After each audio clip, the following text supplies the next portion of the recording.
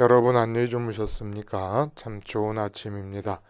우리 2016년 3월 24일 목요일 말씀으로 드리는 오늘의 번제 함께 합니다. 사무엘상 9장 말씀으로 같이 하겠습니다. 우리는 1절부터 10절까지 한번 읽어봅니다. 오늘도 길지요. 한번 그 줄거리를 따라가면서 내용을 생각해 보시길 바랍니다. 시작. 베냐민 지파에 기스라 이름하는 유력한 사람이 있으니 그는 아비엘의 아들이요 스롤의 손자요 베고랏의 증손이요 아비야의 현손이며 베냐민 사람이더라. 기스에게 아들이 있으니 그의 이름은 사울이요 준수한 소년이라 이스라엘 자손 중에 그보다 더 준수한 자가 없고 키는 모든 백성보다 어깨 위만큼 더 컸더라.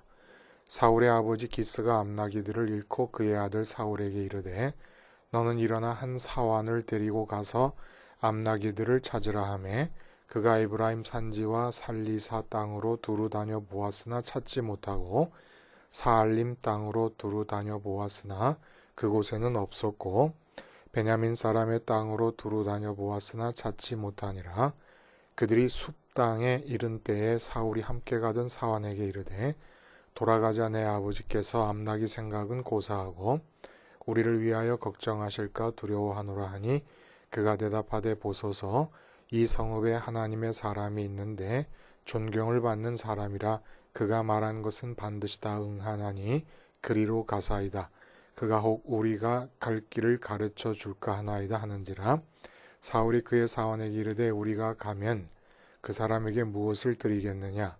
우리 주머니에 먹을 것이 다하였으니 하나님의 사람에게 드릴 예물이 없도다. 무엇이 있느냐 하니 사환이 사울에게 다시 대답하여 이르되 보소서 내 손에 은 한 세겔의 4분의 1이 있으니 하나님의 사람에게 드려 우리 길을 가르쳐 달라 하겠나이다 하더라. 옛적 이스라엘의 사람이 하나님께 가서 물으려 하면 말하기를 선견자에게로 가자 하였으니 지금 선지자라 하는 자를 옛적에는 선견자라 일컬었더라. 사울이 그의 사환에게 이르되 네 말이 옳다 가자 하고 그들이 하나님의 사람이 있는 성읍으로 가니라.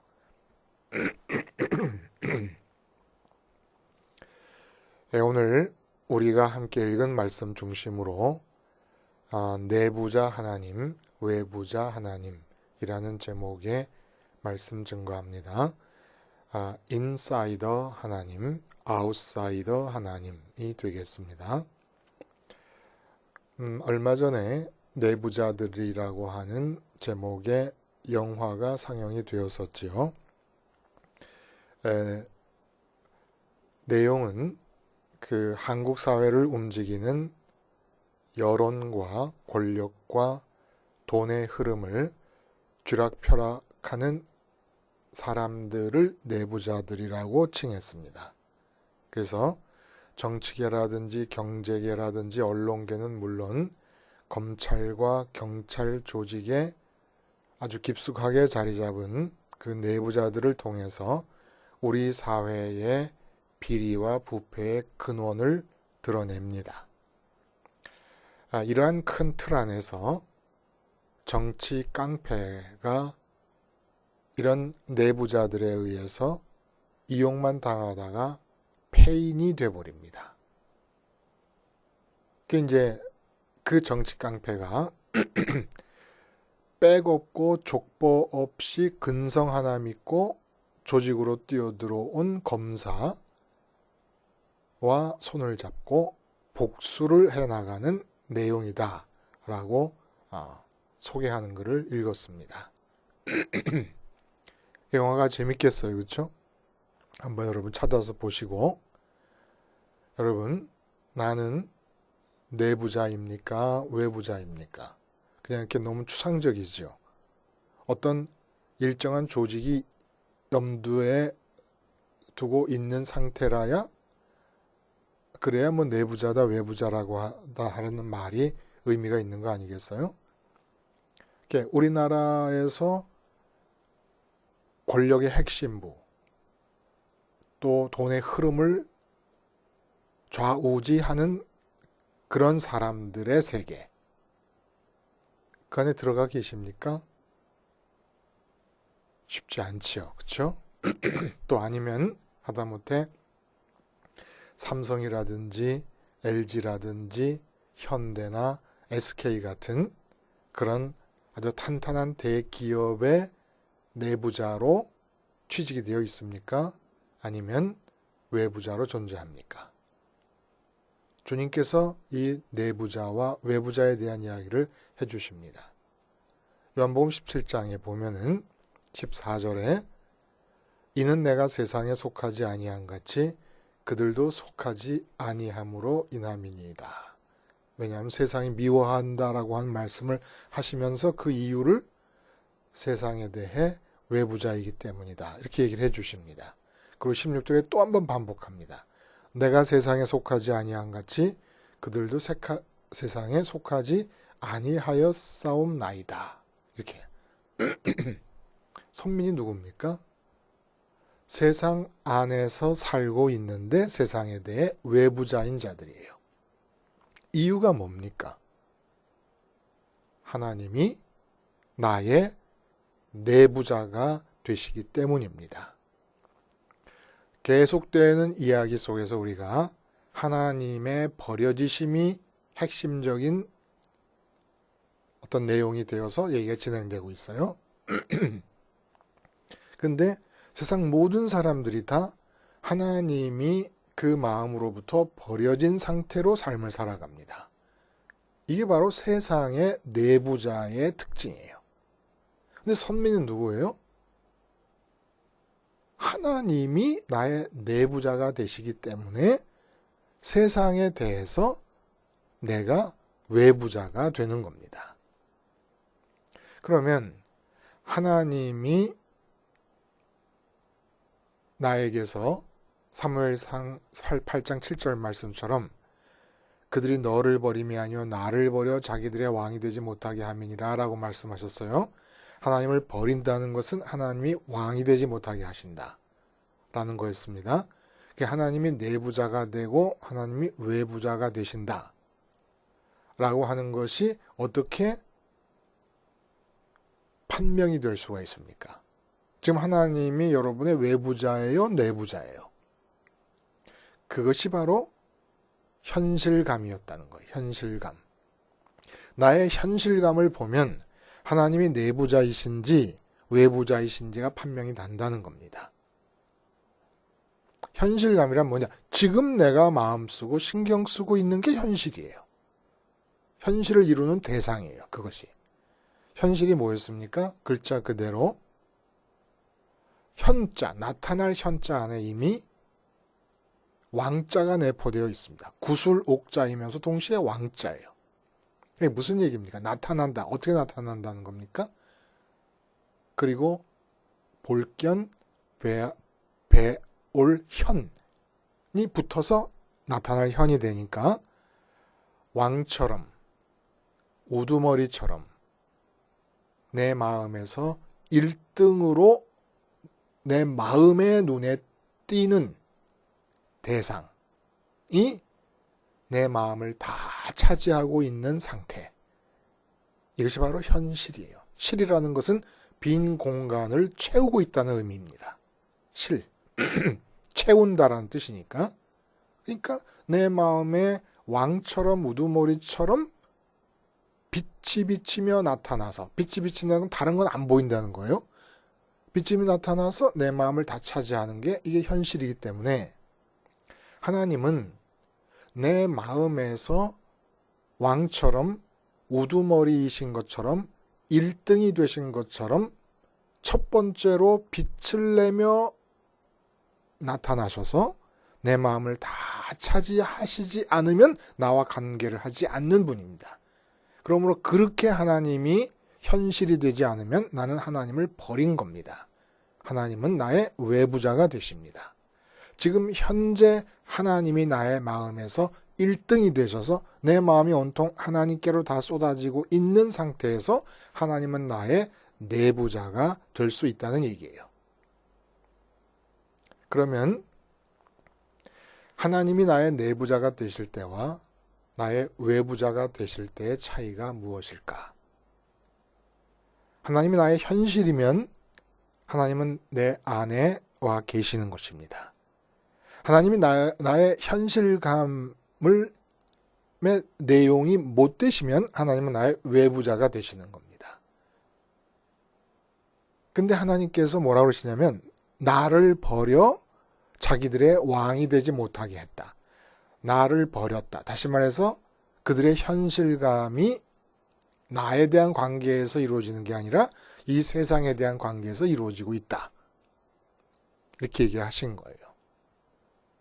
근데 오늘 본문의 내용은 뭐냐 하면 그렇게 하나님께서 외부자가 되셨음에도 불구하고 실제로 하나님께서 섭리하시고 통치해 나가신다는 걸 보여주고 계십니다.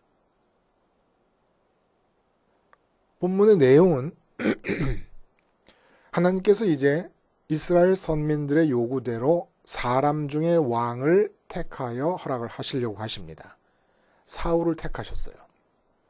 그래서 사울이 왕이 되기 위해서 사무엘을 만나게 되는데 그 사무엘과 사울이 만나게 되는 과정이 사울 입장으로서는 완전히 우연입니다. 전적인 하나님의 섭리에 의해서 사울이 사무엘을 만나게 됩니다. 그 내용은 자세히 얘기 안 해도 여러분 아시겠죠? 잃어버려진 아버지 기스의 나귀를 찾기 위해서 헤매다가 사무엘을 만난다는 이야기예요. 이 이야기를 우리가 가만히 들여다보면은 어떤 측면으로 헤집고 들어가서 살펴봐도 사울 속에 여호와 하나님에 대한 깊은 신앙이 있다는 흔적이나 사인이 전혀 보이질 않습니다.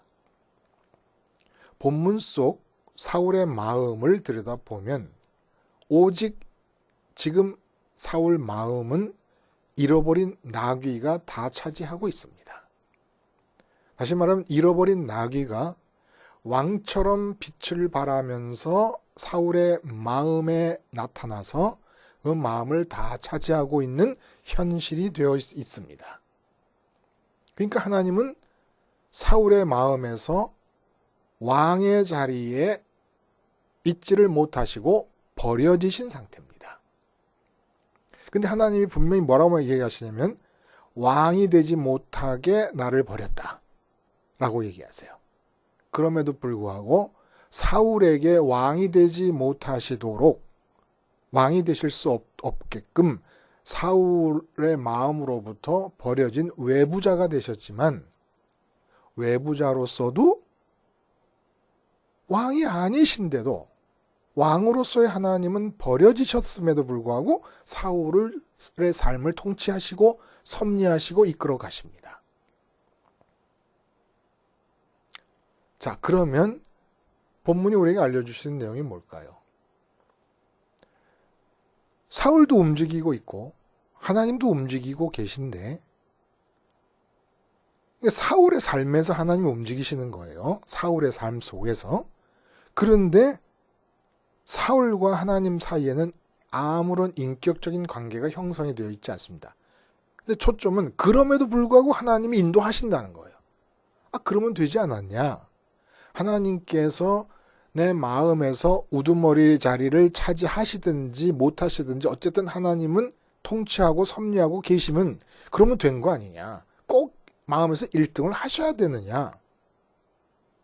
그런 생각을 우리가 할 수 있지 않겠습니까? 도대체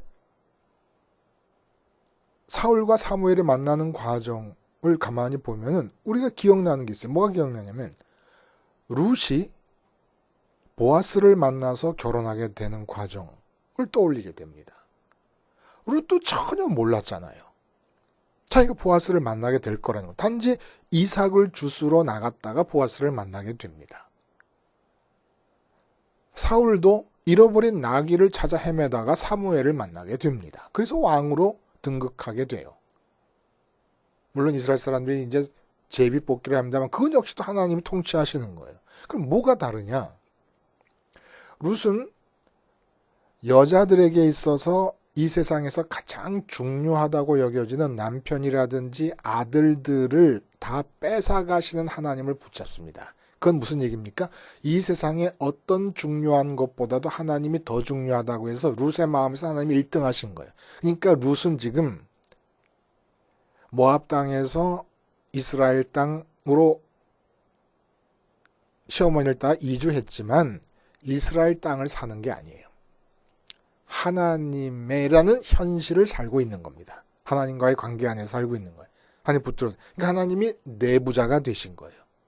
그리고 사울에게서는 하나님이 섭리하시지만 똑같은 룻에게서 일어난 보아스와의 만남이라고 하는 우연이 사울에게서도 사물과의 만남이라는 우연으로 하나님의 통치가 나타나지만 외부자로서 통치하는 것과 내부자로서 통치하는 게 어떻게 다르냐? 결과를 보면 알아요. 사울이 지금 하나님이 외부자이신 상태에서 하나님의 이끌림을 받고 있습니다. 자기는 몰라요. 어떤 일이 벌어질지. 룻은 하나님이 내부자이신 상태에서 이끌림을 받고 있습니다. 역시 자기는 어떤 일이 일어날지 몰라요. 근데 사울은 왕이 되었다가 결국은 하나님께 버림을 받고 이번에는 하나님으로부터 하나님의 외부자로 버림을 받습니다. 반면에 룻은 똑같이 사울에게서 하나님의 통치가 우연이라는 형태로 일어나고 있지만 나 자신에게는 우연이라는 거예요. 그러나 내부자로서 우연의 통치를 하신 하나님께서 다윗 왕과 예수님으로 이어지는 족보 안으로 들어오는 내부자로 룻을 삼으십니다. 하나님은 내가 하나님을 버려서 하나님이 나에 대해서 외부자가 되시던 하나님을 모셔드려서 내 현실감 안에서 하나님을 모셔드려서 내부자가 되시던 통치하십니다. 통치하시나 나의 외부자로서 통치하시게 된 결과는 내가 하나님에 대해 외부자가 되어 버림을 받게 되고 룻은 내부자로서 룻의 삶을 통치하셔서 당신의 역사 안에 구원의 역사 안에 이끌어 들어오셔서 당신의 내부자가 되게 하십니다. 이게 큰 차이라는 거예요. 그러면 이 차이를 좀 더 한번 자세히 들여다봐요. 첫째, 하나님이 외부자가 되셔서 인도하실 때와 내부자가 되셔서 인도하실 때의 차이가 뭐냐? 첫째로 참 기쁨의 문제가 갈라집니다. 아까 요한복음에서 예수님께서 내가 세상에 속하지 않았기 때문에 나를 믿는 사람들을 세상이 싫어한다. 그러므로 예수님을 믿는 사람들은 세상에 대해 외부자가 될 수밖에 없다. 라는 얘기를 하실 때 바로 앞절에 13절에 이런 얘기를 하십니다. 그들로 내 기쁨을 그들 안에 충만히 가지게 하려 함이니이다. 그런 얘기를 해요. 그러니까 예수님을 믿는 사람들이 세상에 대해서 외부자가 아웃사이더가 될 수밖에 없는 이유가 뭐냐면 예수님의 갖는 기쁨을 갖기 때문이라는 거예요. 예수님이 갖는 기쁨은 어떤 기쁨이에요? 하나님 아버지 때문에 생긴 기쁨입니다. 근데 세상 사람들은 다 세상에 대해서 내부자, 세상의 인사이더인 사람들은 어떻게 사느냐? 돈 때문에 기뻐해요. 권력 때문에 기뻐합니다. 건강 때문에 기뻐합니다. 성공 때문에 기뻐해요. 근데 세상에 대해 아웃사이더인 선민들은 예수님의 기쁨으로 기뻐해요. 하나님 아버지 때문에 생긴 기쁨으로 기뻐합니다. 그러니까 하나님이 내 내부자가 되지 않을 때 우리는 하나님 때문에 생긴 기쁨을 갖지 못해요. 근데 하나님 때문에 생긴 기쁨을 가진 상태가 이게 바로 구원이에요. 이게 구원이라는 겁니다. 우리는 이렇게 얘기해요. 하나님께서 나를 사업을 잘 되게 해줘서 돈이 많이 벌려서 너무 기쁘다. 하나님께 감사한다. 그러면 돈 때문에 기뻐하는 거잖아요. 그렇죠? 여전히 하나님을 외부자로 모시고 있는 겁니다. 하나님이 내부자가 되면, 하나님이 나의 현실이 되면, 물론 현실이라기보다는 현재의 상황은 내가 돈이 없을 수도 있고 건강이 안 좋을 수도 있고 여러 가지 문제가 있을 수도 있지만 그건 현실이 아니에요. 현실이 아니라는 건 내 마음의 1등의 상황이 아니라는 거예요. 하나님이 하늘에 계시고 하늘이 내 1등 상황이 되면 그로 인해서 내 마음에 기쁨이 생긴다는 거예요. 그리고 이게 구원이라는 겁니다. 이게 구원이에요. 하늘 때문에, 하나님 아버지 때문에 내 마음에 만족과 기쁨이 생기는 상태. 이게 구원이에요. 그러면 이런 상태에 이어서 두 번째 어떤 차이가 생기느냐? 하나님이 내 내부자가 되지 못하신 상태에서는 여전히 나를 통치하고 계심에도 불구하고 어떤 일이 벌어지느냐? 내부자가 되시면 하나님 때문에 생기는 기쁨으로 구원이 이루어지고 구원이 이루어진 다음에 주어지는 게 사명의 삶입니다. 절대로 하나님으로 충족된 구원이 이루어진 자에게만 사명이 주어집니다. 그러지 않을 때 어떤 일이 일어나느냐? 내가 지금 하나님이 외부자가 돼서 하나님 때문에 내 마음이 채워지지 않고 있어요. 근데 사울처럼 왕이 되게 하십니다. 그러면 속이 하나님으로 채워져 있지 않기 때문에 왕이라고 하는 자리를 쥐게 됩니다. 그리고 영원히 버림받게 됩니다. 이게 차이가 난다는 거예요. 그러니까 모든 하나님이 외부자인 삶을 사는 사람들에게도 하나님의 통치는 일어나는데 결국은 그들은 하나님이 내부자가 돼서 하나님 때문에 기쁨을 모르고 있기 때문에 하나님께서 긍정적으로 역사하시면 긍정적으로 역사하시는데 그걸 다 붙잡아요. 그래서 하나님이 들어갈 자리가 더욱더 없어지고 맙니다. 결국은 하나님에 대해서 영원한 외부자가 되어버리고 만다는 거예요. 그러니까 사명이 없는 거죠. 사명. 하나님 때문에 기뻐야 사명적인 삶으로 살아갈 때 열매들이 있잖아요. 근데 그 열매들을 붙잡으면 안 되거든요. 계속 사명이 이어지려면. 자꾸 그 열매를 붙잡는 거예요. 왕이 되는 사명을 허락하셨으면 왕자리를 붙잡으면 안 되는 거예요. 더욱이 왕자리를 마음에서 버리고 하나님을 붙잡아야 되는 거죠.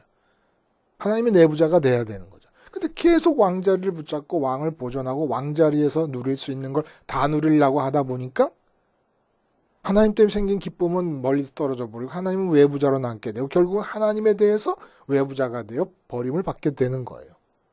세 번째 어떤 차이가 있느냐? 찻잔 속에 폭풍을 살게 됩니다. 무슨 얘기입니까? 우리 이런 얘기예요. 한자의 현실이라는 그 글자의 자형의 의미를 잘 따져보면 현실은 마음에 부딪혀 오는 것만이 현실이 될 수 있어요. 그렇죠? 육체적인 영역이나 물리적인 영역에 존재하는 모든 상황이나 사건이나 사물들이 사실로 있지만 내 마음에 부딪혀 오지 않는 한 현실이 될 수가 없습니다. 근데 우리 이런 얘기해요. 꿈과 현실 이런 얘기합니다. 근데 글자의 의미대로 얘기하면은 꿈이 진짜 현실이에요. 마음이 부딪혀가고 마음이 붙어 있는 것이니까 내가 마음이 그걸 이루고 싶은 꿈이 그게 진짜 현실인 거예요. 그럼 우리가 현실이라고 말하는 현재 상황은 뭐냐? 종속적인 현실입니다. 무슨 말인지 아시죠? 종속적인 현실. 왜 종속적이라 그래요? 현재 상황을 왜 종속적이라 그러느냐? 내 마음이 가서 닿고 있는 진짜 현실 있잖아요. 꿈은 실현되지 않았어도 현실입니다.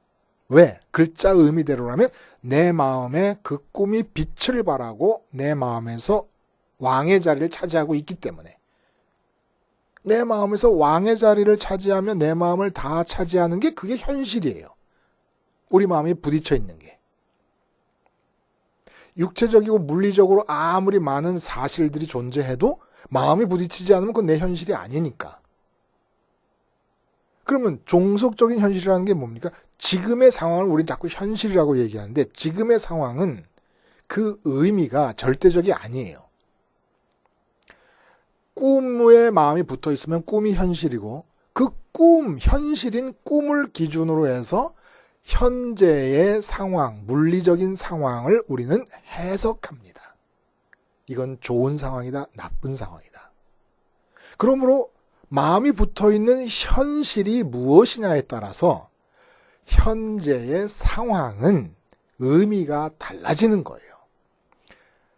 돈을 많이 벌어서 벤츠 600 타고 다니고 초호화 아파트, 펜트하우스에 살고 싶은 게 꿈인 사람은 지금 돈이 안 벌리는 이 상황을, 현재 상황을 해석할 때 부족하다, 결핍투성이다, 이렇게 해석을 하는 겁니다.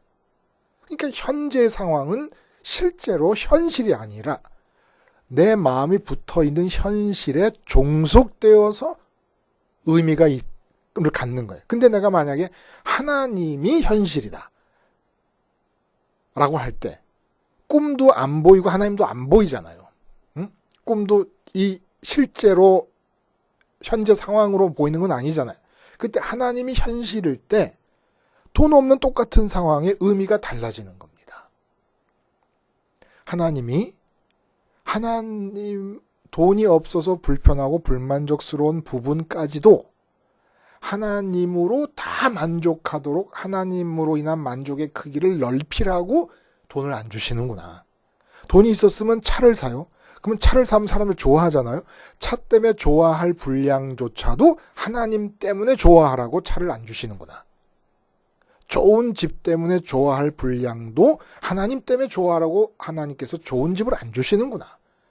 그러니까 지금 상황에 대한 이해와 해석이 달라진다는 겁니다. 그래서 종속적인 현실이라는 거예요. 지금 상황은. 이렇게 차이가 나는 거예요. 그러면 어떻게 해야 하나님이 내부자가 될 수가 있습니까? 십자가 생활화밖에 답이 없잖아요.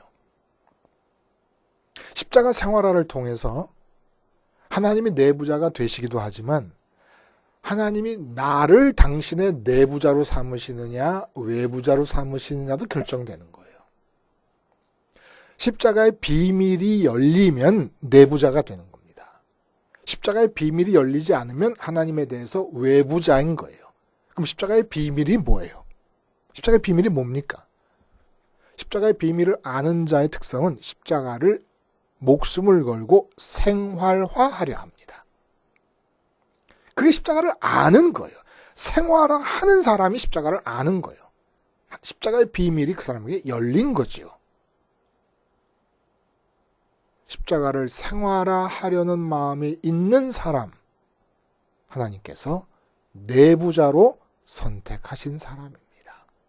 십자가 생활화를 통하여 하나님이 나의 내부자가 되시도록 세상의 것들이 빛을 발하며 내 마음에 왕처럼 등장해서 내 마음을 차지하려고 할 때마다 십자가에서 죽음으로써 하나님만이 왕처럼 빛나며 내 마음에 1등으로 오셔서 내 마음을 차지하는 하나님이 내부자가 되셔서 이끄심으로 하나님께서 영원히 나를 당신의 내부자로 삼으시는 역사가 있게 되기를 바랍니다. 기도하시겠습니다. 하나님 아버지, 십자가 생활화의 필요성이 내 마음에서 자각됨으로써 하나님이 나의 내부자가 되시고 내가 또한 하나님의 내부자가 되는 놀라운 은총의 교차가 일어날 수 있게 해 주시옵소서. 예수님의 이름으로 기도하옵나이다. 아멘.